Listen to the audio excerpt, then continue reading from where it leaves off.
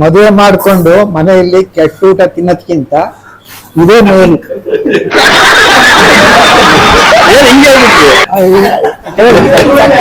ಹೌದಾ? ಸರಿ ಕಣ, ಆಯ್ತು. ನೇರವಾದ ಮಾತು, ಅನುಭವದ ಮಾತು. ಇಬ್ರು ಮದುವೆ ಆಗ್ಬಾರ್ದು ಅಂತ ಹೇಳ್ಬಿಡ್ತೀರ. ಅದು ಬೇರೆ ವಿಷಯ.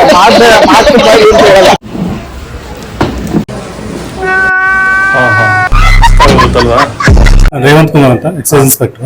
ಎಲ್ಲರ ಒಪಿನಿಯನ್ ಬಂದಿದ್ದು ಗಂಗಣ್ಣ ಮೆಸ್ ಬಗ್ಗೆ. ಒಳ್ಳೆ ಬೆಣ್ಣೆ ಇದ್ದಂಗಿರುತ್ತೆ ಸರ್. ಮುದ್ದೆ ಇಕ್ಕಿದ ತಕ್ಷಣ ಕರಗೋಗುತ್ತೆ. ವರ್ಷದಿಂದ ಇಲ್ಲಿ ಬರ್ತಾ ಇದ್ದೀನಿ.